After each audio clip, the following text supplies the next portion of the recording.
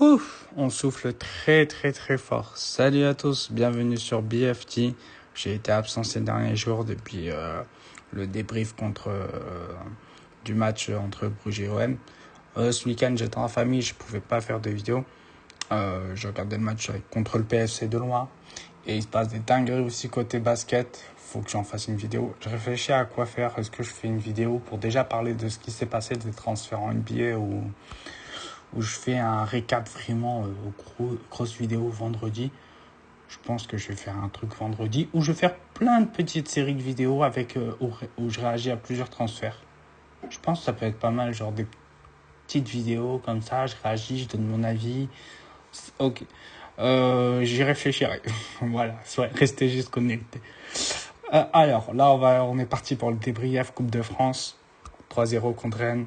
Alors, on va commencer comme d'hab. On garde la même formule. Composition. Delange dans les buts. Timothée Weah à droite. Balerdi, Medina en défense centrale. Emerson à gauche. Højbjerg, Timber, Nwaneri au milieu de terrain.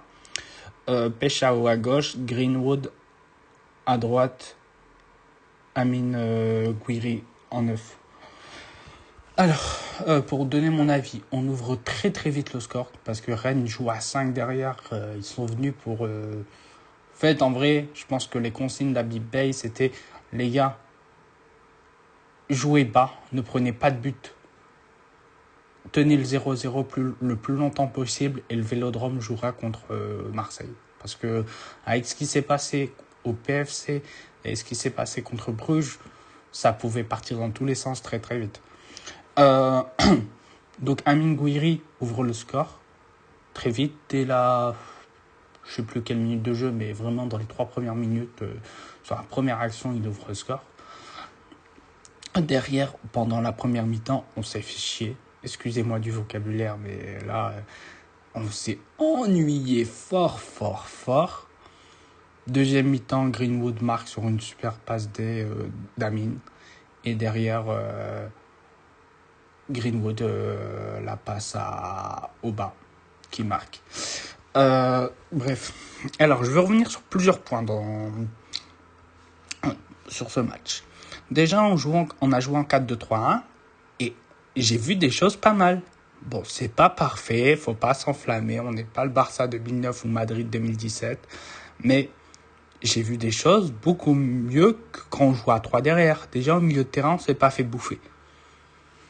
On va éviter de parler de la dinguerie que Nwaneri a fait sur Camara. Un prompt rétablissement à lui, mais l'autre il est venu lui mettre un tacle. En vrai, ça méritait rouge, je pense. Objectivement, ça méritait rouge. Mais il s'en est sorti quelqu'un de jaune. Et en vrai, on joue à 4 derrière. On a réussi à être solide défensivement. Medina, Balerdi, les deux ont fait un bon match. En vrai, Medina, c'est un bon match qu'il a fait. En fait, le problème, c'est qu'on fait des bons matchs défensivement, mais tu sens toujours une fragilité. C'est juste parce que Rennes, c'est Rennes. Demain, dimanche, tu affrontes le PSG. Tu fais ce match-là avec les joueurs qu'il y a, ils t'en mettent 2-3. Dans le sens où, en fait, même si tu es solide, Balerdi, à un moment, il a gagné plusieurs duels sur la même action, etc., en fait, il y a toujours cette petite fragilité et en fait, il suffit juste d'un surplus de talent en face pour que ça te tue, tu vois. Mais en soi, les deux, Balerdi et Medina, ont vraiment fait un bon match. Moi, je les ai trouvés bons. Ils ont gagné plusieurs duels, des bonnes interventions. J'espère que ça va rester sur le même créneau. Surtout pour Balerdi. Medina, là, il n'y aura plus l'excuse de la blessure. Là, ça fait 1 mois qu'il est revenu. Ça se voyait que c'était compliqué les matchs pour lui après son retour. Là, ça doit être un match un peu référence, un point d'ancrage, et il doit s'appuyer dessus pour step up, vraiment sur cette deuxième partie de saison. Parce que sinon, il y a Regard et Regard pour aller le déloger, c'est un projet. Hein. Bref. Derrière, en fait, tout le monde a fait plutôt un bon match. Timber, je l'ai trouvé très discret. Et Højbjerg, il faudrait qu'il aille visiter un peu le banc, là. Parce que Højbjerg, c'est l'un de mes joueurs favoris. Moi, je le trouve, pour moi, c'est un leader, etc. Mais là, faut qu'il aille visiter un peu le banc. Il perd des ballons qui sont dangereux. Il fait des fautes parfois qui sont dangereuses. Voilà. Mais en vrai, faut qu'il aille visiter un peu le banc. Quitte, en plus, avec les recrues qu'on a fait, on en reparlera juste après. Ça va être une longue vidéo, là, je vous annonce. Tout de suite. C'est vrai que j'aurais dû le dire dès le départ, mais c'est pas grave. Je vous annonce. Ça va être une très très longue vidéo parce que je vais parler de la situation. Ça va pas être qu'un débrief. Donc voilà, Højbjerg, il faut qu'il aille visiter le banc. Timber, discret. Nwaneri, tu sens qu'il y a du talent, mais c'est discret aussi. Peshao, moi j'ai bien aimé son match. Il y a du déchet, je suis d'accord. Beaucoup trop de déchets. Mais en fait, à voir ce que la tendance va se prolonger ou pas. Mais hier, j'ai trouvé qu'il a réussi à faire un peu plus de différence que d'habitude. J'ai l'impression qu'il commence à revenir, commence à vraiment s'adapter au championnat, s'adapter aux adversaires, etc. Et hier, il a fait un peu plus de différence que d'habitude. Et il a réussi à avoir gratté quelques fautes, etc. À un moment, il vient, il éteint Seydou ou Jacquet, je sais plus. Et derrière, il glisse, mais il apporte un peu plus de peps offensivement. Après, défensivement, il est toujours présent. Il fait les efforts. Alors lui, pour mouiller le maillot, il mouille le maillot. On peut parler de son niveau footballistique, dire qu'il est pas bon, il est nul, 35 millions, ça les vaut pas. Alors lui, les retours défensifs qu'il fait, il est tout le temps sur son côté. Allez, retour, allez, retour, allez, retour. C'est une dinguerie. Derrière, Greenwood, heureusement qu'il est là, lui, quand même. Weah, sur le premier but d'Aritz présent, Weah dans l'effort, les attitudes, il est toujours là, toujours sur son côté, à faire des différences, à revenir défensivement, etc. C'est pas mal. Là, on tient un truc. Là, et des arbitres, tu me reviens pas à 3 derrière. Est-ce que c'est clair ou pas? Je m'en fous qui tu mets en défense. Medina, Balerdi, Aguerd, Tutti Quanti. Tu me remets pas une défense à 3. Stop. On prend l'eau au milieu de terrain. Bref. Voilà. Moi, par contre, j'avais une suggestion. Amin Harit. Oula.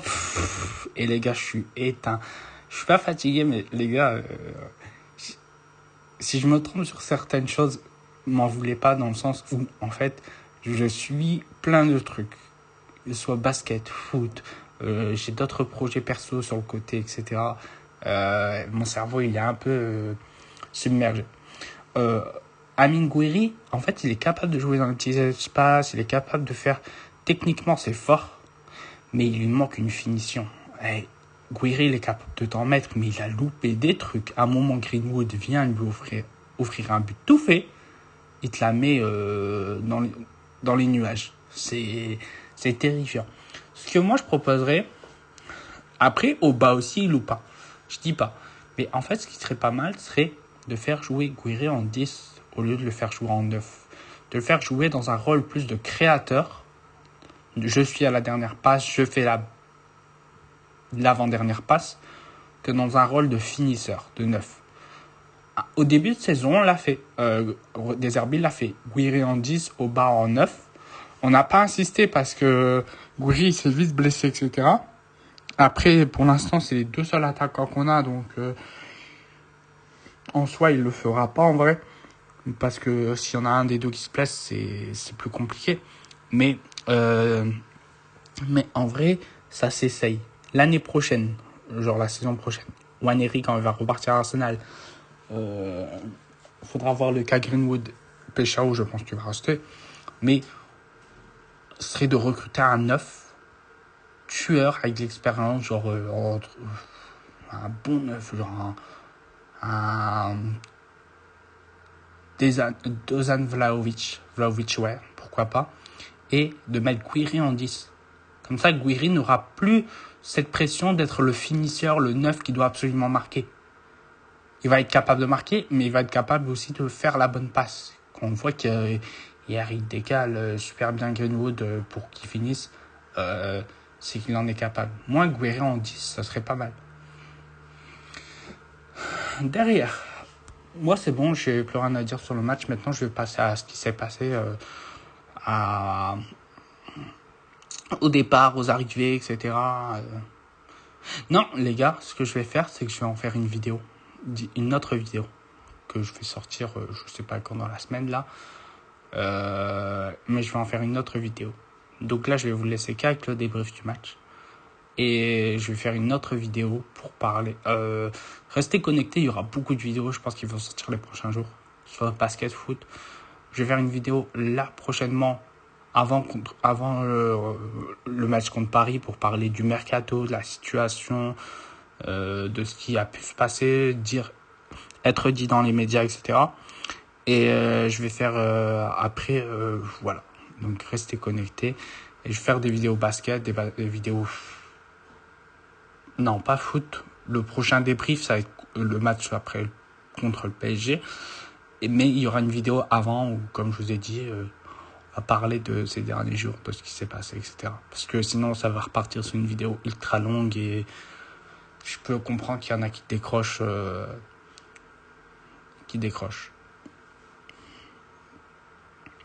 Voilà, donc n'hésitez pas à vous abonner, à liker, à commenter, à partager la chaîne si vous aimez le contenu pour attirer d'autres personnes, à me donner votre avis en commentaire. Et voilà, on reste connecté, hein. On reste branché. Il y aura des bonnes choses qui arrivent. Salut à tous.